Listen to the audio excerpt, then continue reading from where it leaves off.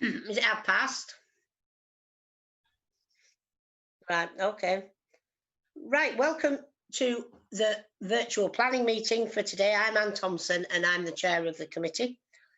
You'll have to bear with us. We have done some training, but we're still getting there slowly but surely on these virtual meetings. So we'll try and get it through as quick as we can. May I first remind you of some domestic arrangements. It is important that all participants conduct themselves in an appropriate manner. Please put your mobile phone on silent. Participants must ensure their microphones are muted throughout the meeting. If you wish to speak, you may raise your hand via the raise hand facility in Zoom and only unmute your microphone when invited to speak. Please do not interrupt other speakers.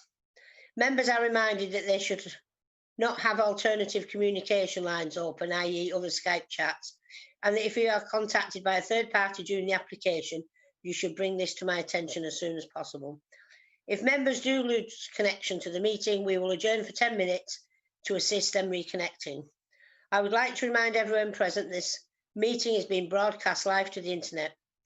The whole of the meeting will be recorded except when there are confidential or exempt items. To vote on matters, I will confirm the recommendation and request a mover and a seconder. I will then hand over to the Democratic Services Officer, Paula, to conduct a roll call. Right, that's all the formalities. So let's get on with the business. First item on the agenda is apologies for absence. So I will hand you over to Paula. Thanks, Paula. Thanks, Chair. Can members please respond by saying present? Councillor Anne Thompson. Present. Colin Thompson. Present. Councillor Sood. Present. Councillor Burley. Present. Councillor Daniel Edwards. Present. Councillor Gaughan. Present. Councillor Hall. Present. Councillor McEwen. Present. Councillor Knott. Present. Councillor Seward. Councillor Seward. Present.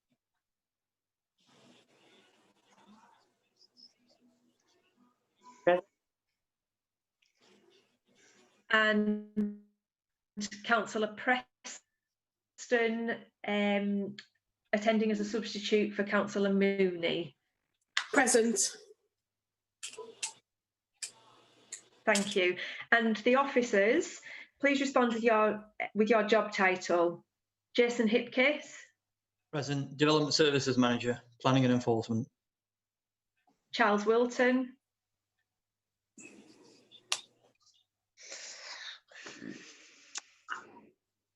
Charles Wilton. Sorry, I was still on mute. Planning Officer.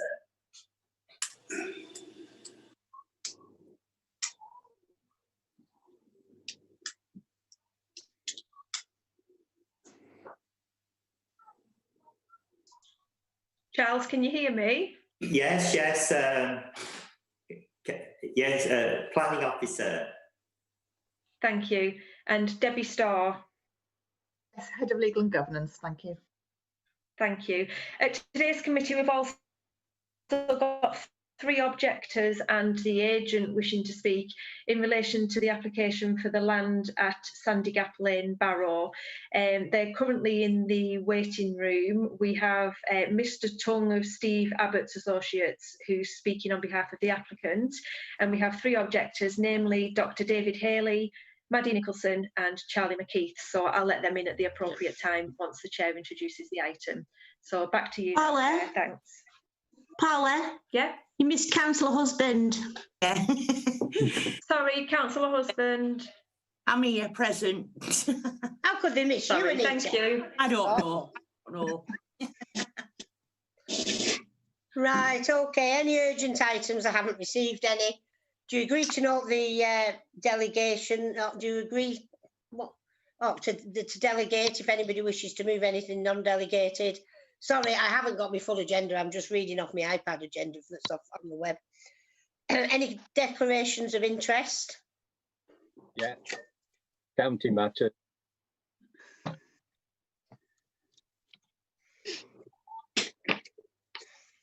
Just a sim, Paula. Okay, love. Admission of public and press. All the agendas in part 1. Do you agree I sign the minutes when I can get into the town hall to do so as a correct record of our last meeting? Agreed. Do you agree to note the delegated approvals in the booklet? Agreed. Right, the first application, well, the only application for decision beside the deferred one is in the planning booklet, and it is application for the installation of a sculpture to mark the start and finish of the Bay Cycleway. Right, Paula, do you want to let the people in, and then I will speak my little speech? I will do, thanks. I'm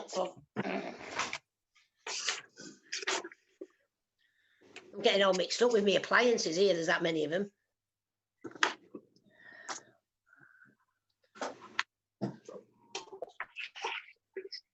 Right, all the speakers are admitted now, Chair. Right, thanks very much. Right, the application is for the application on Walney, and there is people to speak against this application, is there? Anybody speak against the application on Yes. on Walney? Okay, Mr. Haley, can you all put yourselves on mute, please, because there's only Mr. Haley allowed to speak at this precise moment. Sorry, just a small correction there. I'm actually Dr. Haley. All right, well, it's got David Haley on your name, that was all. Sorry, Dr. Haley. I didn't know how official this was. Right, okay. Right, you've got 5 minutes, Dr. Haley, to speak. Thank you. Well, thank you for inviting me, first of all. My name is David Haley. I'm a resident of Walney Island. I'm also an artist and research consultant in art and ecology. And I led the MA Art as Environment course at Manchester Metropolitan University for 10 years. I have 5 main objections. The first is on health and safety grounds. The second is on maintenance, responsibility and insurance. The third is on structure, fitness for purpose. Then aesthetically inappropriate, and finally value for money. So to start with the health and safety issue, as I understand the structure is, from the drawings that I've seen, is very easily climbable by both adults and children. So I would want some reassurance from those who are installing it that adequate facilities are surrounding this structure should somebody fall off it. Such structures of this nature are usually placed on very high plinths to ensure that people do not climb them. However, this one is not. It's also, given the number of families that use this area, I would think that children would immediately assume that this is another play item. Then to move on to maintenance and responsibility, within the information that's been given, I see no provision for ongoing maintenance and responsibility for the structure, bearing in mind also that insurance should be in place should anybody have an accident from this particular structure. The structure itself, and I refer to it as a structure, I don't think it's an artwork in any way, stretch or form, despite the descriptions that have been made. But the structure, as I see it, is not fit for purpose. I can only see that it is a form of interpretation and maybe a marker for the cycle route. As this is also the hub for many other such routes that are taking place, in particular the coastal path that goes around Britain, I don't see that this particular marker needs to stand out from all other markers. The interpretation side of it, there's no details as such that I can see as to what interpretation will be included. That would be useful to know as to why it is there. Aesthetically, why it is there, I have no idea. Considering that this landscape and seascape is rated as #1 borough throughout the whole of the UK, to put this structure at that particular place seems to be a bit of a mistake. Culturally and environmentally, it has no connection to the place whatsoever. I think it would be far better fitting to a 1990s shopping mall, or perhaps the promenade at Morecambe. I can certainly see it fitting in there. As for value for money, as far as I can tell, the materials being used are again environmentally unsound, both in terms of their longevity for purpose, but also the actual construction itself. It might have been much better to have used local materials that were sympathetic to the place. Thank you. Those are my main objections.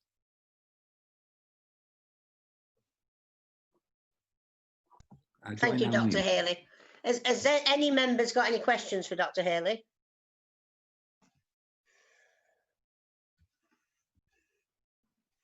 No? Okay, thank you very much.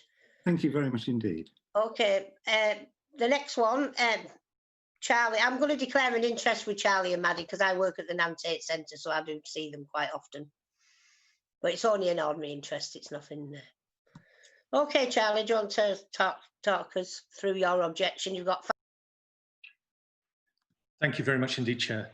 Yes, as the Chair said, I do work often out of the Nantate Centre. I'm a co-owner of the site at Sandy Gap since 2012, and I'm here representing the community interest company that is developing a visitor centre, not a cafe, as your report states. My passion has been for the place and not the revenue, as also is hinted in the report. All income that we may ever make has to be reinvested in our community interest. I'm also raising comments on behalf of the Better Bingo Bank Community Group, a group established in January 2019. It met regularly before lockdown with an agenda to improve quality of the coast between Thorney Nook and Ernsey. Neither that group nor we as neighbours were consulted on this. I've been working in Barrow for 13 years, and I've been proud to be involved in a number of community initiatives, not least working to see how Barrow can benefit from being an underrated, but the #1 rated place in Britain for its natural landscapes. I fund my work in Barrow by working on regeneration schemes all across the UK. And a lot of this work includes working with artists and commissioning public artwork. So I have been very surprised by the content of this application. We're delivering our project in line with our own consent, and unfortunately I had to stop work. We've managed to keep going throughout lockdown until I had a bad accident in June, but we will be restarting. I feel really embarrassed to repeat what I feel are valid objections given the report that's put to you.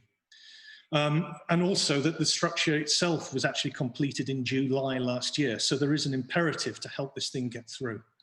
And certainly the recent publicity that it's going to be green-lighted also makes me embarrassed. However, I cannot get away from my objections, and I feel that the report fails to convince in the application, in the own words of the report, that policies, quote, should protect and enhance the existing landscape character, a place that's unique on the Irish Sea coast, and also that should contribute to the design objectives of a place.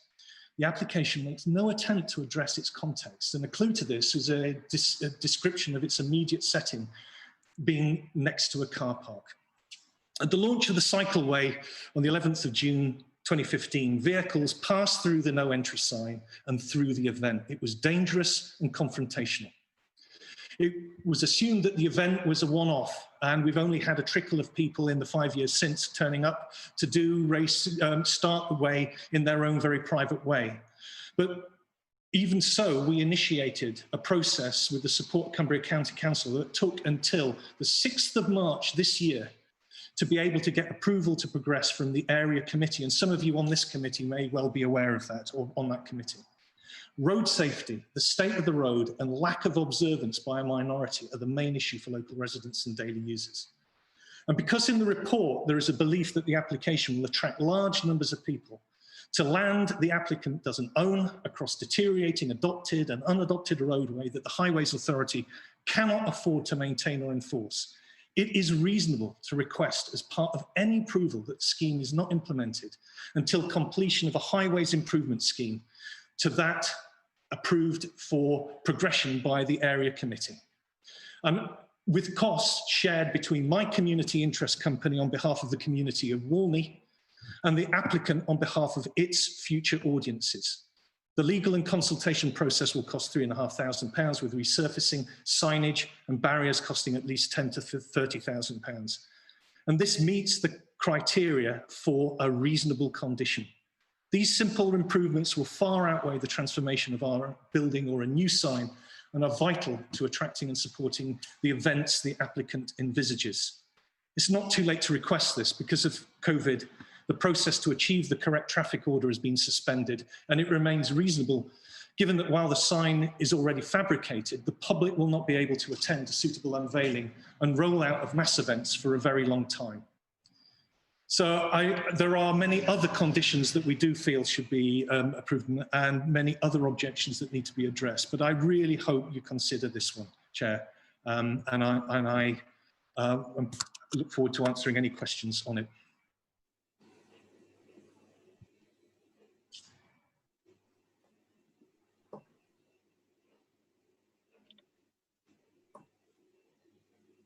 Sorry, I can't.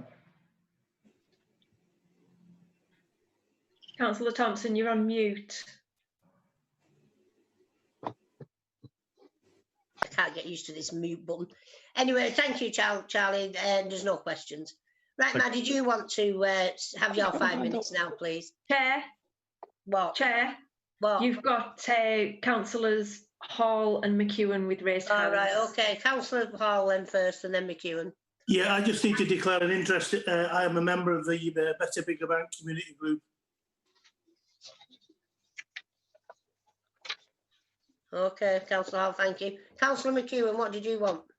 Thank you, Chair. Yeah, I might just want to declare an interest, which you declared before as well, through the Nantate thing. So I'll take that. But I just would like to say to Charlie, is it a the question? highways. No, Bill, you need to ask a question. It's not for comments at this precise moment.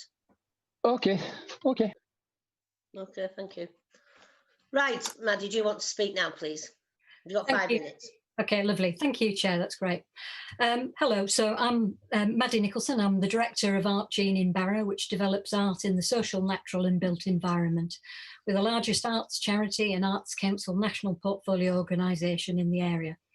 I am an artist and I recently produced One for Sorrow, the Gate and Numbers sculpture on North Walney National Nature Reserve, and public art sculptures in Spinningfields, Manchester, commissioned by Castlefield Gallery with 2 years of consultations, negotiations, health and safety, condition and decommissioning reports and maintenance plans, which is the usual way for public art. I live in Vickerstown on Walney. I am co-owner and co-director of Sandy Gap CIC and the neighbour to this proposal. I wholeheartedly agree with David and Charlie's comments, and rather than go over the same points, I'm going to cover a coordinated plan for the coast, precedent and consultation. And I'll start off with consultation. The Better Bigger Bank community group engages residents in environmental improvements to the coast between Sandy Gap and Thorney Nook. They were not consulted or engaged in this proposal.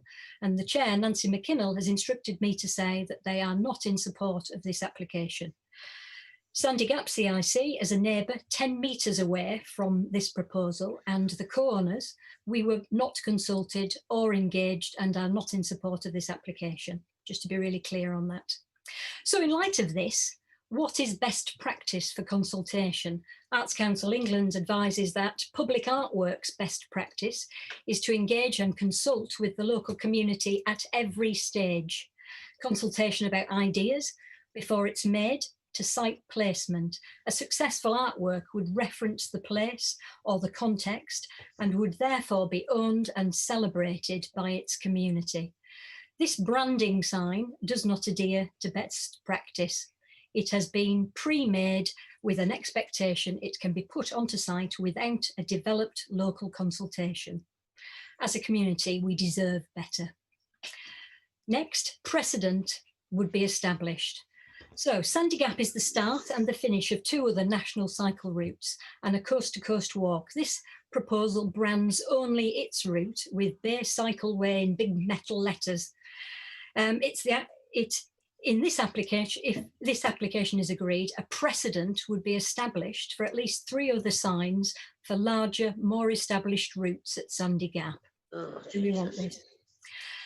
However, all cycle routes and paths are promoted on the approved scheme B22-2019-0684, which is sited 10 metres away at Sandy Gap. This sets the precedent for explaining the island, cycle and walking routes, coastal path and statutory information. It's assembled in a single design to reduce clutter on the site. The local community through Better Bigger Bank Community Group was consulted for this application and is fully in support. But more worryingly, this application establishes a precedent for developments on the foreshore, on unregistered land and without a coordinated plan for the coast. That's a most worrying precedent. And then lastly, moratorium and plan for the coast. Between Thorny Nook and Ernsey Point, there are about 50 plus different benches and structures cluttering the coast. The Bigger Bank Community Group worked with Councillor Frank Cassidy and the Borough to establish a moratorium on the benches and the memorials. This branding sign needs to be seen in this context, contributing to this clutter. The moratorium was established to give time for the Borough to develop a plan for such additions to the coast. Further to this, the Chief Executive, Sam Plum, attended a Better Bigger Bank community meeting on the 3rd of September 2019 and agreed that a coordinated plan for Walney West Coast was needed before any further development was undertaken. So we're England's #1 borough for its natural coastal assets. Let's pause this application and put in place the coordinated plan that Walney and Barrow deserves, that retains and develops this area for future generations. We, the community, deserve the very best, not the mediocre. But if you're still minded to approve this, let's have some conditions. You've heard all of our objections and suggestions.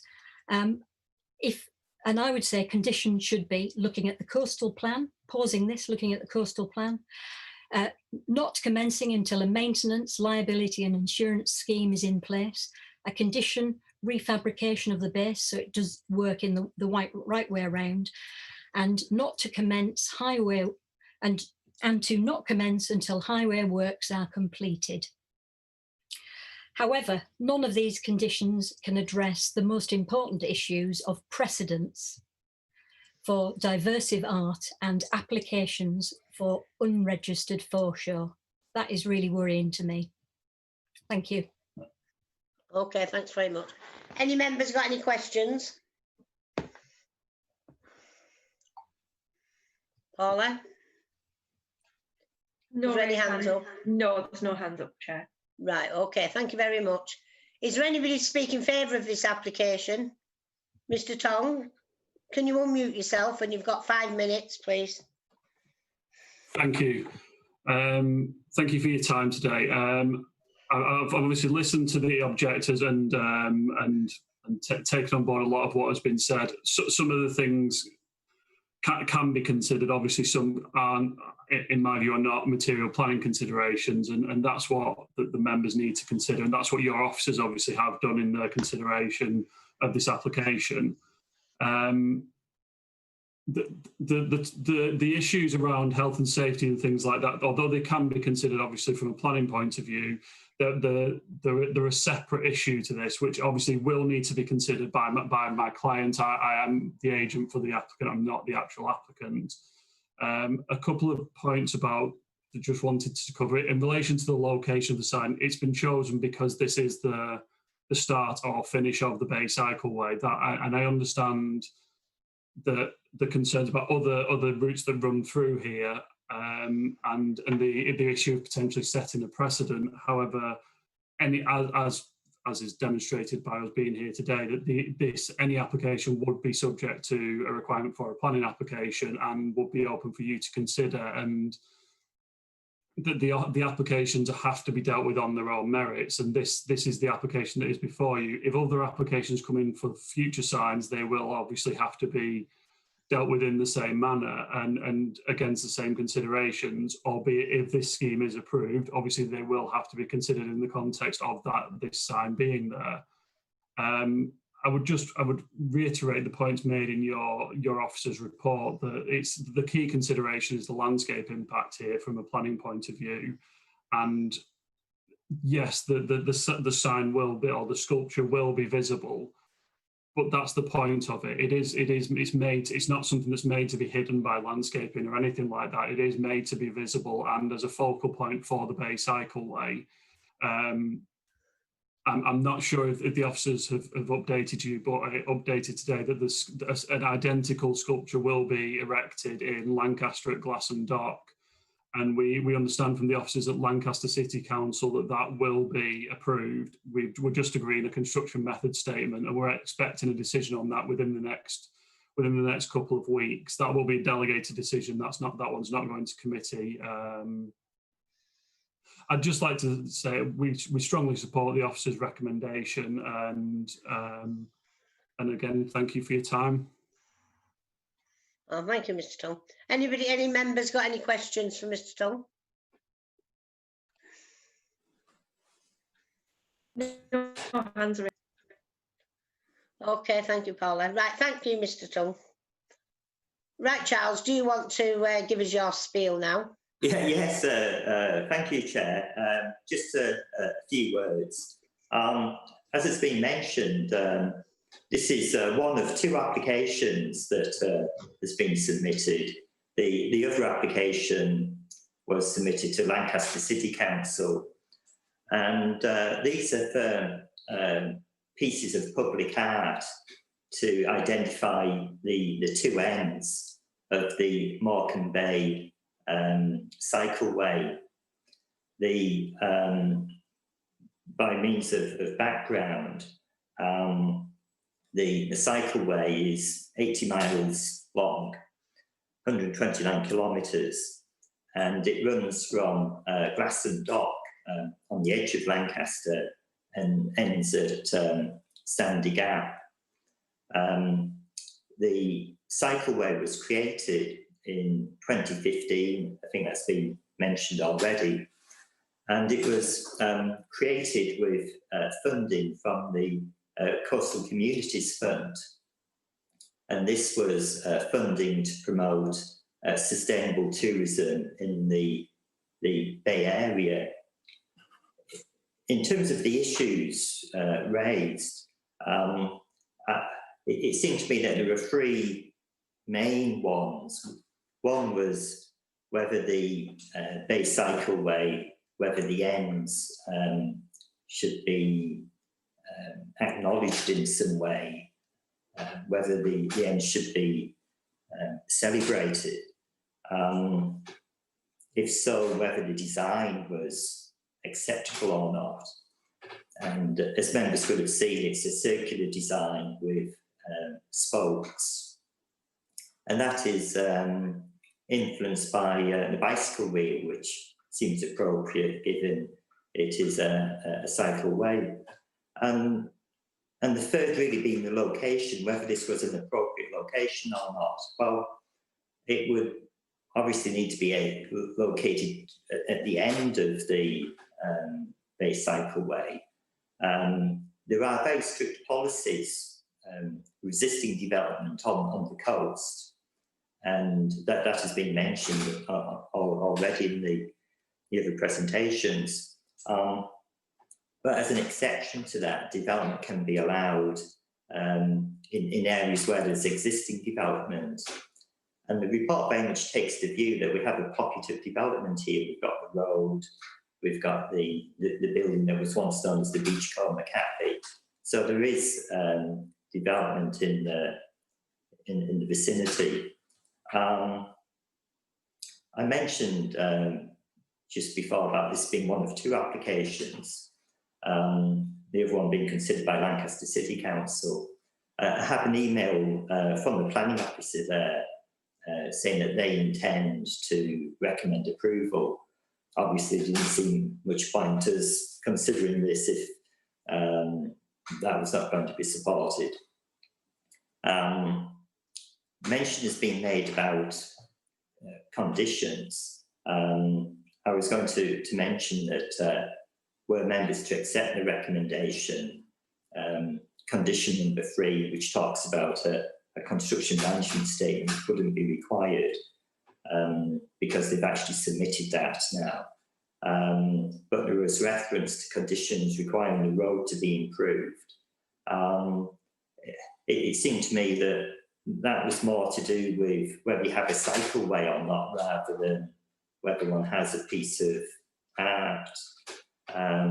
So it didn't appear to me that we could condition resurfacing the road to make it better for bicycles, because we're not actually dealing with an application for a cycle route.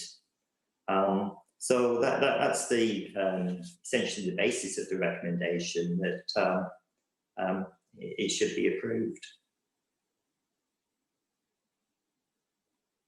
Thank you, Chair.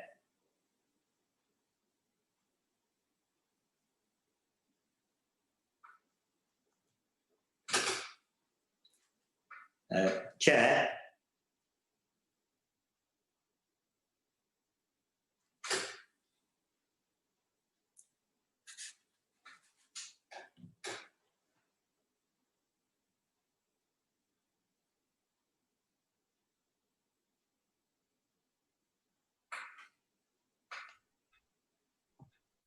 Oh, that's it. It won't unmute. It froze me. My computer, my laptop froze. Sorry about that. Right, Charles. Has any? I actually, when I was mayor in 2015, I actually opened the. Didn't we, Anita? We went and we opened it, and I can't remember it being dangerous with cars because we were in the middle of the road, weren't we? Dancing and all sorts of bloody thing. Was there an accordion? Was there an accordion thing there? Yeah, there was. Sorry, yeah, Sam. Yeah. It was a good afternoon or morning, whenever it was, wasn't it? Right, sorry about that diversion. Any members want any questions to Charles? Councillor Hall wants to come in. Right, Councillor Hall.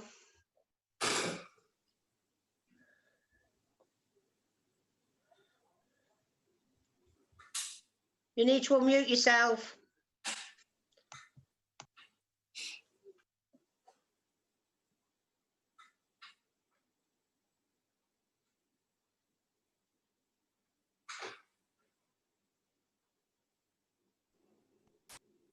Unmuted, I think. There. I think you are now. Right, thank you. You're having the same problems I had when it wouldn't. Yeah, these buttons at the top have disappeared. Yeah, oh dear. Under the National Planning Policy Framework stuff, there's just 2 points I want to talk to you about, Charles, really. One that is sympathetic to local character and history. Well, it doesn't look anything at all to me that it's particularly sympathetic to a coastal setting. It just looks some mass-reduced thing. And the other one is the safety. I've got young grandchildren. That 10-foot wheel will be a magnet for kids to climb, and I just don't see how you can, keep it safe. And that's what really worries me about it. Okay, thank you. Anybody else? Anybody? Any other hands, Paula? No, Chair. No. Right. Okay. Well, the recommendation is for granting with conditions. Do I have a mover and a seconder? I move the recommendation, Chair. I'll second. Are you going to second it, Anita? That's fine, love. Chair, is this without condition number 3? Why has condition number 3 been taken out? Yeah, the condition number 3 requires a construction management statement to be agreed, and they've actually submitted that after the report was finished. Right. Okay. Yeah. Okay. Thank you. Was that in the extra information? No, but I mentioned it just before. It's only okay. Right. Okay. Thank you. Right, can you take a roll call, please, Paula? Yes, thank you, Chair.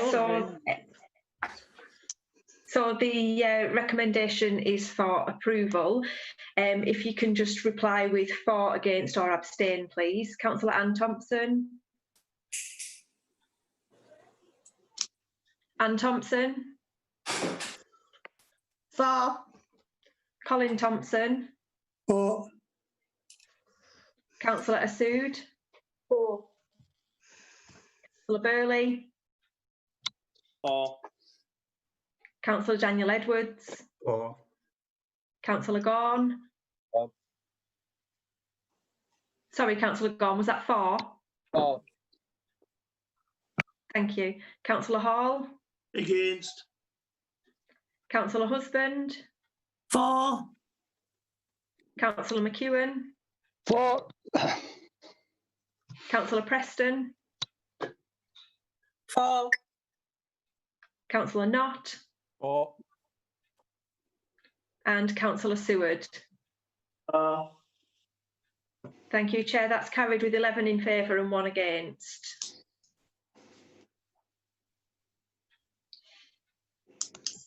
Thank you. Right, thank you for your attendance. Are you going to put back in the waiting room now, Paula, please? I will do, Chair, yes. Thank you.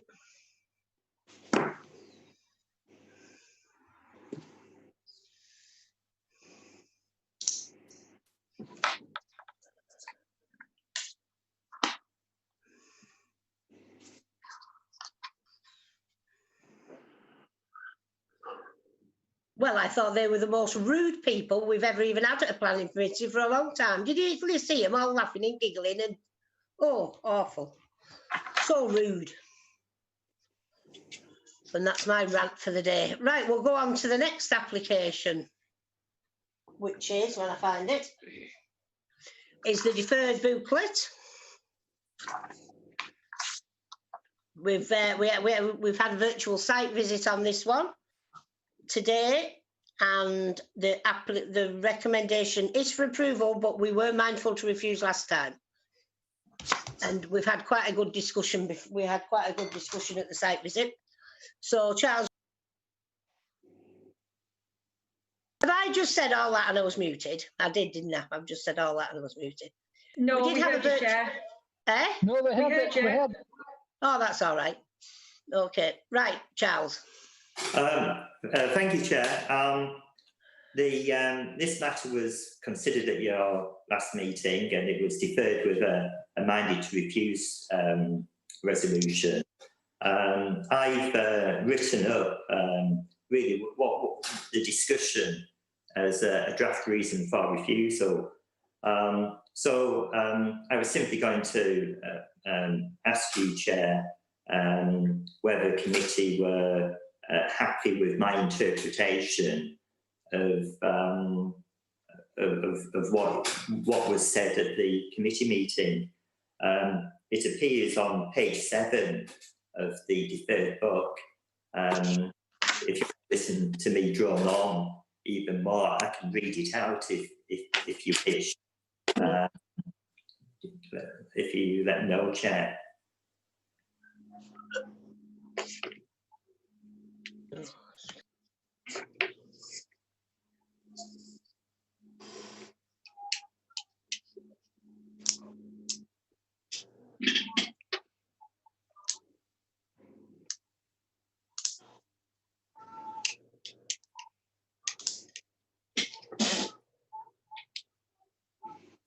Charles, do you wish to continue?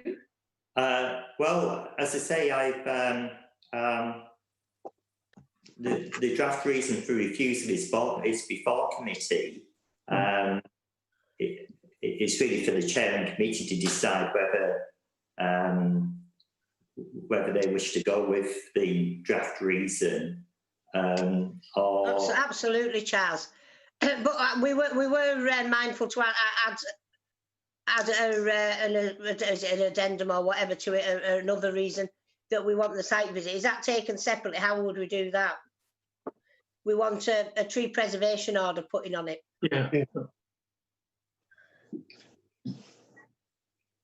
I think that's perhaps more for Paula to decide. I would say it will need to be moved and seconded. Right. I don't know. Right, so are we moving, will somebody move and second the Chair. refusal, please? I'll move it. I'll second it. What, Chair, Paula? can I Sorry, just love. can I just bring to your attention that Councillor Hall's got his hand up. I don't know whether he's wanting to raise additional points before you It move was to the vote just or- about the trees, but it's also to say that following the virtual tour of the site, that everything in there has been further reinforced to me, and that I would like to move that we apply for a tree preservation order on those trees. I'll Is that second that. seconded? Yeah. I'll second it, Chair. Right, that's been moved and seconded. So do we need a roll call on that, Paula? Yeah? Yeah, but do you wish to be more specific as to which trees? Is it all of them or? Yeah, all of them. Yeah, all of them. Yeah. All of them. Right, so it's been moved by Councillor Hall and seconded by Councillor McEwen that an additional condition go on the reason for refusal whereby a tree preservation order be placed on all of the trees along that stretch of road. Is that correct? Yes. Right. What I'll do is I'll take them. I'll take them both together. So we've got the draft reason for refusal in the planning officer's report, with the addition of the tree preservation order. So I'll take the vote on them two together as one refusal. That's okay. Before we go on, That's fine, Paula. Sorry, Chair. I've got a couple of hands raised. I don't know whether you want to take them. Right, take them first before the vote. Who is it? Councillor Gaughan. Right, Derek, what do you want, love? before we take the vote, are we talking about the whole stretch of road or just the stretch of road where the new road would come out? The whole stretch of road, Derek. Right, thank you. Who else, Paula? It was Councillor Hall, but he's since put his hand down. So Right, yeah. okay. So do you want to take the roll call then for the vote? Yes, I will do. Please. Right, so this is for refusal, including the addition of a tree preservation order for all the trees along that stretch of road. And we'll start with Councillor Anne Thompson. For. Colin Thompson. For. Councillor Assood. For. Councillor Burley. For. Councillor Daniel Edwards. For. Councillor Gaughan. For. Councillor Hall. For. Councillor Husband. For. Councillor McEwen. For. Councillor Preston. For. Councillor Knott. For. And Councillor Seward. Councillor Seward. I'm lip reading you there as for. Chair, that's unanimously refused. Okay, thank you very much. Right, so now we go on to the topic report. If I can find it.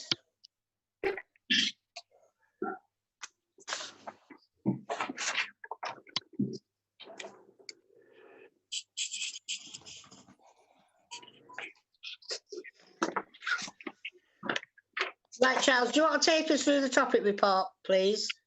I think you may delegate this one to Jason. All right, okay then.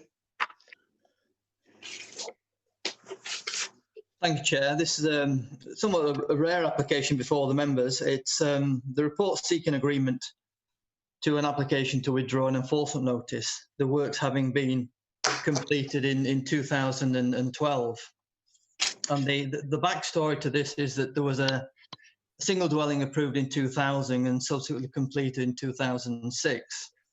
The notice was served in 2007 on the basis that the access to that property had not been properly surfaced in accordance with the approved plans. In 2008, a second dwelling was consented and the roadworks were completed in 2012 with the second bungalow that being consented. And the matter's only now just come to light when a property sale has raised the matter. Now, because the works have been completed, I see no objection to the enforcement notice now being withdrawn from the Land Search Registry. Right, okay. Anybody got any questions for Jason? Yeah. No hands raised, Chair. Right, so do you agree that recommendation? Agreed, Chair. Agreed. Right, that's end of business. Thank you very much. So you can turn the live stream off now, please, Rachel.